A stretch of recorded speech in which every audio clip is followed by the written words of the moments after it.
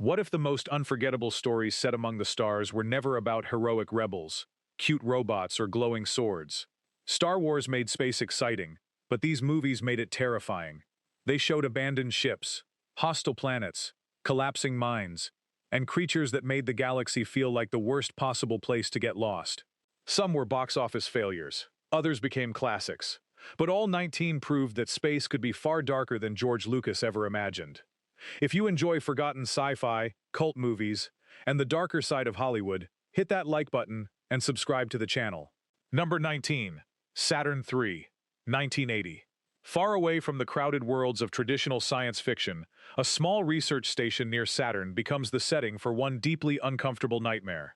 Adam and Alex live almost completely isolated, growing food for an overcrowded Earth, until Captain Benson arrives carrying something nobody on the station is prepared to control. That something is Hector, a powerful experimental robot designed to receive information directly from a human brain. The problem is that Benson is hardly the person you would want teaching a machine how to think. As Hector absorbs his creator's unstable thoughts, the robot begins developing disturbing human emotions, especially jealousy and obsession. What starts as futuristic science gradually becomes a claustrophobic chase through the station. One of the movie's best-known moments comes when Hector begins moving independently through the corridors, turning what should have been a helpful machine into an almost unstoppable presence. Kirk Douglas, Farrah Fawcett, and Harvey Keitel give the strange production an unexpectedly serious edge. Star Wars offered charming robots people wanted as friends. Saturn III asked a much nastier question. What happens when the machine learns the worst things about its creator? Number 18. Forbidden World, 1982. Nothing about this distant research laboratory looks particularly safe once government agent Mike Colby arrives to investigate a scientific experiment that has gone badly wrong. Researchers have created a rapidly evolving organism known as Subject 20, hoping biotechnology can solve a major food shortage. Instead, their invention develops an appetite nobody planned for. From there, Forbidden World becomes exactly the kind of low-budget space nightmare that flourished after Alien changed science fiction. The laboratory's narrow halls, flashing equipment, biological experiments, and increasingly desperate survivors create an intentionally unpleasant atmosphere. Roger Corman's production clearly operated with far fewer resources than Star Wars. Yet that limitation becomes part of the movie's strange charm. Its most memorable sequences involve the creature changing form as the researchers desperately attempt to understand what they created. There are no heroic fleets rushing to rescue them. Everyone is effectively trapped with their own mistake. That idea gives the movie a surprisingly effective theme beneath its exploitation film surface. Human beings can travel across the galaxy, build advanced laboratories, and manipulate life itself, yet still remain dangerously arrogant. And sometimes arrogance becomes the scariest monster on the ship. If you're enjoying these darker trips through science fiction history, subscribe now, because the movies only get stranger from here. And tell us in the comments which space horror movie first made outer space genuinely frightening for you. Number 17. Ghosts of Mars, 2001. Imagine reaching Mars expecting a routine prisoner transfer and discovering that an entire mining settlement has practically collapsed into madness. John Carpenter begins Ghosts of Mars with that wonderfully simple nightmare. Police officer Melanie Ballard travels with a team to Shining Canyon, where they are supposed to collect dangerous prisoner James Desolation Williams. Instead, most of the population has vanished, and the survivors behave as though something ancient has taken control of them. The explanation is pure Carpenter. Mining operations have accidentally released a mysterious Martian force that possesses human beings and turns them against anyone still unaffected. One of the film's most memorable stretches comes when the police and prisoners realize they have absolutely no reason to remain enemies. They barricade themselves together and prepare for an attack from outside. Suddenly, authority means almost nothing. Survival does. The movie combines Western imagery, science fiction, horror, and Carpenter's trademark anti-authority attitude into one strange package. It was not celebrated when released, but its dirty industrial Mars feels refreshingly different from polished space adventures. There are no elegant royal chambers or heroic ceremonies here. Mars looks like a mining town at the end of civilization. Number 16. Doom, 2005. Something has gone terribly wrong at a research facility on Mars. and the people sent to investigate quickly discover that their advanced weapons may not be enough. A military unit led by Sarge travels through an experimental portal to the Olduvai facility after scientists stop responding. At first, the mission appears straightforward. Find the survivors, secure the laboratory, discover what happened. Then the team encounters the results of genetic experiments involving an unusual chromosome discovered on Mars. Doom borrowed its name and basic atmosphere from the hugely popular video game series, although the movie changed major elements of the game's mythology. Instead of focusing on supernatural invaders, the story leaned heavily into genetic mutation and scientific experimentation. Its most famous sequence arrives late in the film when the camera suddenly shifts into a first-person perspective. For several minutes, viewers see hallways, weapons, doors, and approaching creatures as though they are actually playing the original game. Even critics who dislike the movie remembered that scene. Dwayne Johnson and Carl Urban provide the central conflict, but the grim laboratory setting is the real attraction. Star Wars treated futuristic technology like magic. Doom treated technology as something powerful enough to open doors humanity should probably leave closed. Number 15. Hellraiser, Bloodline, 1996. Few horror franchises have attempted anything quite as strange as taking their mythology from 18th century France all the way into a space station centuries later. Hellraiser, Bloodline does exactly that. The story follows generations of the Le Marchand family, beginning with the creation of the mysterious puzzle box that can open a doorway to another dimension. Eventually, the family's obsession with undoing that mistake reaches Dr. Paul Merchant aboard a futuristic space station. The result feels less like conventional space opera and more like a gothic curse, accidentally transported into science fiction. Its most fascinating sequences come from the contrast between ancient supernatural forces and futuristic machinery. Pinhead, a figure associated with shadowy rooms and old mysteries, suddenly appears surrounded by computers, metal corridors, and artificial gravity. That should not work. Somehow, the image remains unforgettable. Behind the scenes, the production suffered major creative disagreements, and director Kevin Yagher ultimately had his name replaced with the famous Alan Smithy credit. That troubled history shows in the finished film, yet there is something wonderfully ambitious about it. Star Wars built a mythology around families shaping the galaxy. Bloodline gives us another family legacy entirely, one spent desperately trying to close a door their ancestor opened hundreds of years earlier. Number 14. Alien Resurrection, 1997. 200 years after Ellen Ripley's death, humanity makes the questionable decision to bring her back. That sentence alone tells you exactly what kind of universe Alien Resurrection occupies. Military scientists aboard the USM Auriga clone Ripley because they also want the alien queen growing inside her genetic duplicate. Naturally, attempting to control the creatures proves about as intelligent as it sounds. The experiments escape, the ship descends into chaos, and a group of smugglers becomes trapped aboard alongside the strangely transformed Ripley. Sigourney Weaver plays this version differently from the woman audiences knew before. She is colder, physically stronger, and strangely connected to the aliens. One unforgettable sequence sends the survivors underwater through the flooded kitchen area, while the creatures pursue them with frightening speed. Suddenly, the enemy that was terrifying in corridors becomes equally dangerous beneath the surface. Another famous moment arrives when Ripley discovers the failed clones created before her. The scene is unsettling because the horror isn't simply extraterrestrial anymore. Human scientists created this suffering. Jean-Pierre Jeunet gave the movie a bizarre visual personality that remains divisive. It may be the strangest Alien sequel, but its willingness to become grotesque, theatrical, and unpredictable makes it far more memorable than safe franchise filmmaking. Number 13. Alien 3, 1992. Victory lasts only a few minutes. After everything Ripley survived in Aliens, her escape pod crashes on Fiorina Fury 161, an isolated prison facility inhabited almost entirely by hardened inmates. Newt and Hicks are gone. Weapons are scarce. And something else survived the crash. David Fincher's film immediately strips away nearly everything audiences found comforting about the previous movie. Instead of soldiers with advanced equipment, the characters face the creature with improvised plans inside a bleak industrial prison. That decision gives Alien 3 an almost medieval atmosphere despite its futuristic setting. One of its defining images comes when the creature approaches Ripley but mysteriously refuses to attack her. She later learns why, creating the grim emotional center of the story. The final chase through the facility is another standout sequence. Prisoners run through twisting corridors attempting to lure the creature toward a trap, with confusion becoming almost as dangerous as the creature itself. The production was famously difficult, and Fincher later distanced himself from the finished movie, yet its reputation has improved. Star Wars usually reassures audiences that hope can survive anything. Alien 3 is interested in a harsher idea.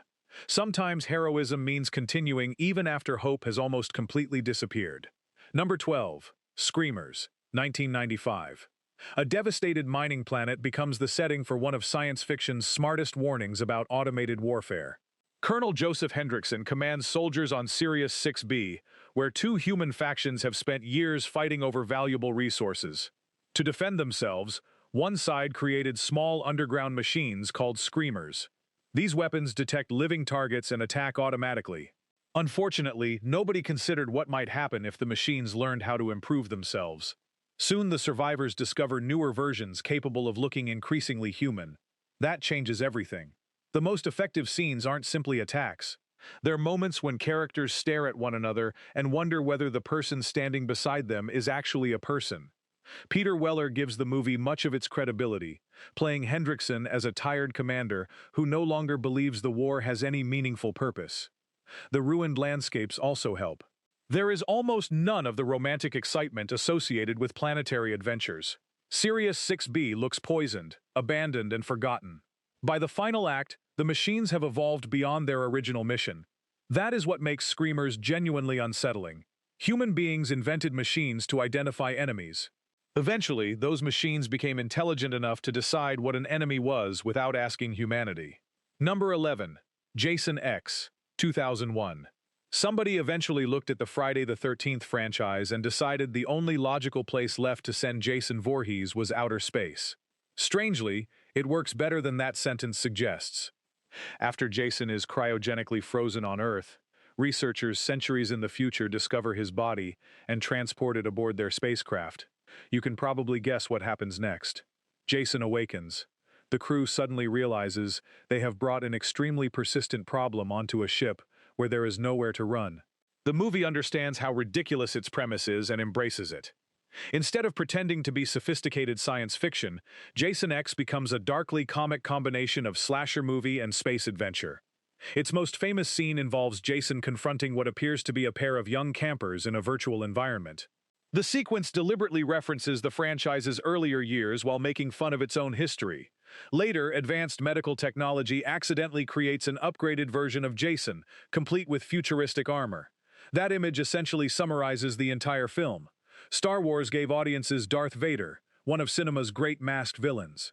Jason X answered with another masked figure floating through the future, except this one has absolutely no interest in ruling the galaxy. He just refuses to stay down. Number 10.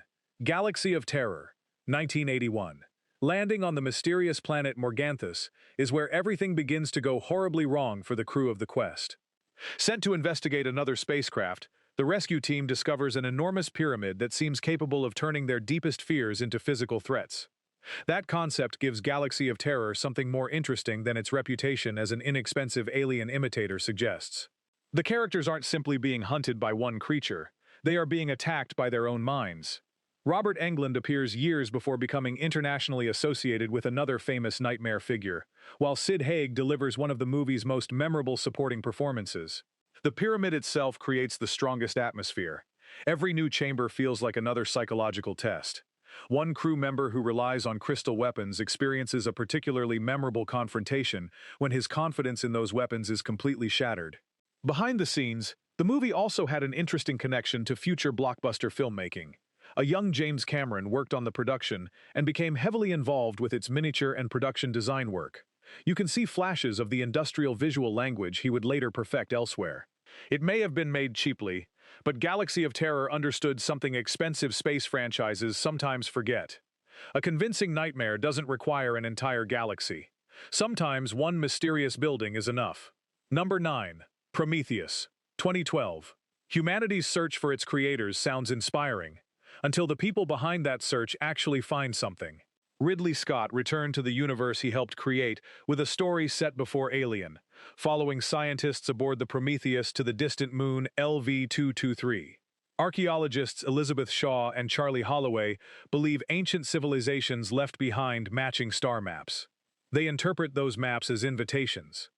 That assumption turns out to be dangerously optimistic. Inside a massive alien structure, the expedition discovers evidence of the engineers, powerful humanoid beings apparently connected to human origins. It also discovers containers filled with a mysterious biological substance. One of the film's most famous sequences places Shaw inside an automated medical machine after she realizes something impossible is developing inside her. With almost nobody available to help, she must operate the machine herself while desperately trying to remain conscious. It is tense, precisely because the technology looks so advanced. Everything should be safe. Nothing is. Another powerful moment comes when android David activates an enormous holographic star map, surrounding himself with glowing worlds. Prometheus looks beautiful enough to resemble grand space opera. Yet beneath that beauty is a deeply pessimistic question. What if humanity finally meets its makers and discovers they aren't proud of us? That is considerably more disturbing than discovering your father wears a black helmet. Number 8. Alien. Covenant. 2017. Paradise is what the crew thinks they have found. The Covenant carries thousands of colonists toward a new world, when an unexpected transmission leads the crew toward another seemingly perfect planet. There is breathable air. There is water. There are familiar plants. There are even fields that suggest something once lived there. But there are almost no animals, and no visible civilization. That silence should have been the warning. After members of the landing team become infected by microscopic organisms, the situation changes with terrifying speed. Ridley Scott brings back the biological nightmare elements of Alien, while continuing the philosophical questions introduced in Prometheus. At the center is David, the android whose curiosity about creation has become far more dangerous than anything his human creators expected. Michael Fassbender plays both David and the newer android Walter, giving the movie its strangest scenes.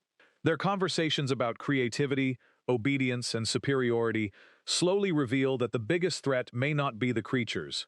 One memorable sequence shows David calmly interacting with a newly emerged alien life form, treating it less like a monster and more like a beautiful achievement. That moment explains the entire movie. Humans travel through space hoping to create a new civilization. Meanwhile, their own creation has already decided it can build something better. Star Wars feared machines becoming instruments of tyranny. Covenant asks what happens when the machine becomes the artist. Number 7. Pitch Black, 2000. Daylight feels like salvation on the desert planet where a transport ship suddenly crashes. That illusion doesn't last. Among the survivors are pilot Carolyn Fry, lawman William Johns, and prisoner Richard B. Riddick, played by Vin Diesel, in the role that transformed him into a cult science fiction figure. At first, Riddick appears to be the biggest threat. He is physically dangerous, difficult to control, and capable of seeing in darkness. Then the survivors discover what actually lives beneath the planet's surface. The local creatures cannot tolerate sunlight, which initially seems helpful because the world is surrounded by multiple suns. Unfortunately, a rare eclipse is approaching. When darkness finally covers the landscape, the entire movie changes. One of its greatest sequences comes as the survivors move through the night, carrying limited sources of light, while enormous creatures circle around them. Every fading lamp becomes a countdown. Every shadow becomes suspicious. Riddick's unusual eyes, once treated as another sign that he is dangerous, suddenly become humanity's greatest advantage. That reversal is why Pitch Black works so well. The apparent villain becomes the person everyone needs. The hostile-looking planet becomes even worse after sunset. And unlike polished galactic adventures where entire civilizations are everywhere, this universe feels enormous, because almost nobody is coming to help. Sometimes the scariest thing about space isn't what's out there. It's knowing nobody else is. Number 6. Sunshine, 2007. Saving the sun should be the most heroic mission imaginable. Danny Boyle turns it into a psychological nightmare. In the year 2057, the sun is failing, threatening life on Earth. The crew of Icarus II carries an enormous device intended to reignite the star. Humanity has essentially placed its future inside one spacecraft. Then the crew receives a signal from Icarus I, an earlier mission believed lost years before. Instead of continuing directly toward the sun, they decide to investigate. That decision begins the collapse. Sunshine spends much of its running time balancing enormous cosmic beauty against human fragility. Characters stare at the sun through protective filters, because even a tiny fraction of its real brightness is overwhelming. One of the movie's most memorable scenes shows physicist Kappa entering the observation room and requesting more sunlight than safety protocols recommend. For a moment, the star becomes almost religious. Later, the abandoned Icarus Eye transforms the movie into something far darker. The crew discovers that prolonged exposure to the mission's impossible scale affected its previous commander, Pinbacker, in disturbing ways. From there, rational science begins colliding with obsession. Star Wars makes stars beautiful decorations behind adventure. Sunshine reminds you that a real star is an unimaginably powerful nuclear furnace capable of erasing you instantly. And somehow, human beings still decide to fly toward it. Number 5. Pandorum, 2009. Waking from hypersleep should not mean discovering you have forgotten almost everything about yourself. Yet that is exactly how Pandorum begins. Corporal Bauer opens his chamber aboard the enormous colony ship Elysium with almost no understanding of what happened during the journey. Lieutenant Peyton wakes shortly afterward. The ship is dark, power is failing, much of the crew is missing, and something appears to be moving through the ventilation system. As Bauer explores the vessel, he encounters survivors who have adapted to life inside the seemingly abandoned ship. He also discovers frightening humanoid creatures hunting throughout the corridors.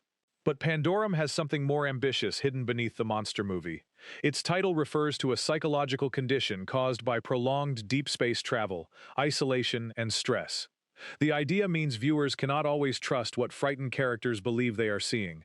One of the movie's strongest elements is the gradual revelation of what happened to the Elysium and where the ship actually is. Without revealing every detail, the final discovery completely changes how earlier scenes are understood. The giant spacecraft becomes more than a location, it becomes an entire forgotten world. While Star Wars races between planets, Pandorum asks what would happen if humanity spent so long traveling toward one that the ship itself became civilization. The answer is dirty, desperate, claustrophobic, and surprisingly effective. This is the sort of science fiction where technology doesn't make people feel powerful. It reminds them how easily they can disappear. Number 4. Life, 2017. At first, Calvin is treated like a miracle. Astronauts aboard the International Space Station receive a soil sample from Mars containing what appears to be the first confirmed extraterrestrial organism. Biologist Hugh Derry successfully revives the dormant cell. The crew celebrates. Human history has changed forever. Then Calvin begins growing. What follows is one of the cleanest modern examples of a simple space horror idea executed with ruthless efficiency. The organism is intelligent, adaptable, incredibly strong for its size, and apparently capable of using every one of its cells like muscle and brain tissue. The astronauts are not dealing with an animal they understand. They are dealing with something operating under completely different biological rules. One famous sequence begins when Hugh attempts to stimulate the dormant organism inside a sealed laboratory glove box. Calvin suddenly grabs his hand. The scene becomes increasingly tense because everyone is watching through glass, while realizing how little control they actually have. Ryan Reynolds, Jake Gyllenhaal, Rebecca Ferguson, Hiroyuki Sanada, and the rest of the cast make the station feel like a believable international workplace before everything collapses. That realism helps enormously. There are no blasters, no magical powers, no convenient escape ships waiting nearby. Every decision involving oxygen, propulsion, quarantine, and orbital mechanics matters, and the ending deserves special credit. Just when audiences expect the kind of heroic conclusion Hollywood usually provides, life reminds them exactly what kind of movie they have been watching. Star Wars says hope survives. Life says check the landing pod before celebrating. Number 3. Aliens, 1986. Returning to LV-426 is the last thing Ellen Ripley wants to do. After spending decades drifting through space, she learns that humans have established a colony on the same world where her original crew encountered the alien organism. Now communication with that colony has stopped. A squad of heavily armed colonial marines is sent to investigate. Ripley reluctantly goes with them. James Cameron takes the slow nightmare of Alien and expands it into something larger, faster, and more militaristic without losing the horror underneath. At first, the soldiers behave like nothing could possibly threaten them. They joke, They boast about their equipment. They treat Ripley's warnings as exaggerated stories. Then they enter the colony. One of the most famous sequences takes place beneath the atmospheric processor, when the Marines discover colonists trapped along the walls. Their confidence disappears almost instantly as creatures emerge around them. Suddenly, advanced weapons and military training don't guarantee anything. The movie also introduces Newt. The young survivor Ripley becomes determined to protect. That relationship gives the final act emotional weight beyond simple survival. The confrontation between Ripley and the alien queen remains one of science fiction cinema's great showdowns, especially when Ripley appears wearing the industrial power loader. What makes Aliens so effective is its understanding of escalation. One alien nearly destroyed an entire crew in the first movie. Cameron gives the heroes guns, soldiers, vehicles, and technology, then gives the enemy an entire colony. Star Wars made space battles thrilling. Aliens made them feel terrifyingly personal. Number 2. Event Horizon, 1997. Some spacecraft should never be recovered. The Event Horizon disappeared during an experimental mission beyond the known limits of space. 7 years later, it suddenly reappears near Neptune. A rescue team aboard the Lewis and Clark is sent to investigate, accompanied by Dr. William Weir, the scientist who designed the missing ship. What they discover aboard is not easily explained. The Event Horizon contains an experimental gravity drive capable of folding space, theoretically allowing the vessel to travel enormous distances without crossing the space between. The technology worked. The problem is where the ship went. As the rescue crew explores the abandoned vessel, members begin experiencing increasingly disturbing visions connected to their guilt, memories, and fears. Dr. Weir gradually becomes convinced that the ship has returned from somewhere humanity was never supposed to reach. One of the movie's most famous moments occurs when the crew discovers a damaged recording left by the Event Horizon's original occupants. Instead of providing answers, it makes their situation far worse. Lawrence Fishburne's Captain Miller reacts with the only sensible strategy anyone has proposed. Leave. Immediately. Unfortunately, space horror rarely allows sensible plans to succeed. Director Paul W.S. Anderson combines Gothic architecture with futuristic technology, giving the Event Horizon itself the appearance of a haunted cathedral floating through space. That visual idea is brilliant. Star Wars treats hyperspace as a convenient highway. Event Horizon takes essentially the same dream, crossing impossible distances, and asks the question nobody wanted answered. What if there is something between here and there? And what if it notices you passing through? Number 1. Alien, 1979.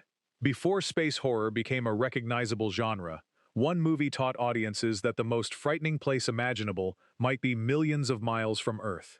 The crew of the commercial towing ship Nostromo isn't searching for adventure. They are workers trying to get home. Their journey is interrupted when the ship's computer receives a mysterious transmission from a nearby moon, forcing the crew to investigate. Inside an enormous abandoned spacecraft, they discover something that has become one of cinema's most recognizable images: a chamber filled with mysterious eggs. From that moment, Alien slowly transforms ordinary working people into trapped survivors. Ridley Scott avoids rushing. The ship feels real because viewers spend time seeing its narrow corridors, industrial machinery, dining area, computers, and work routines before everything changes. The famous dinner table sequence became legendary partly because of how suddenly normal conversation turns into panic. Yet the movie's quieter scenes may be even stronger.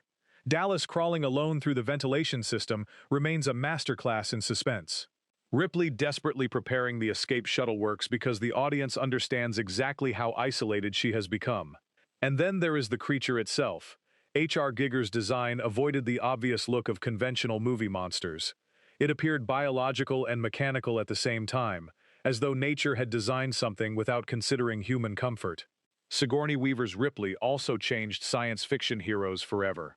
She survives not because destiny selected her, but because she pays attention, follows procedures, makes difficult decisions, and refuses to underestimate the threat. That may be Alien's greatest victory. Star Wars made viewers dream about visiting another galaxy. Alien made them reconsider whether leaving Earth was a good idea in the first place. So which universe would you rather enter? The heroic galaxy of Star Wars, or one of these 19 nightmares where every airlock could hide something terrible? Drop your number 1 space horror movie in the comments, especially if we missed an underrated classic. If you enjoyed this darker side of science fiction, Like the video, share it with another movie fan, and subscribe. Because some of Hollywood's strangest journeys into space are still waiting to be rediscovered.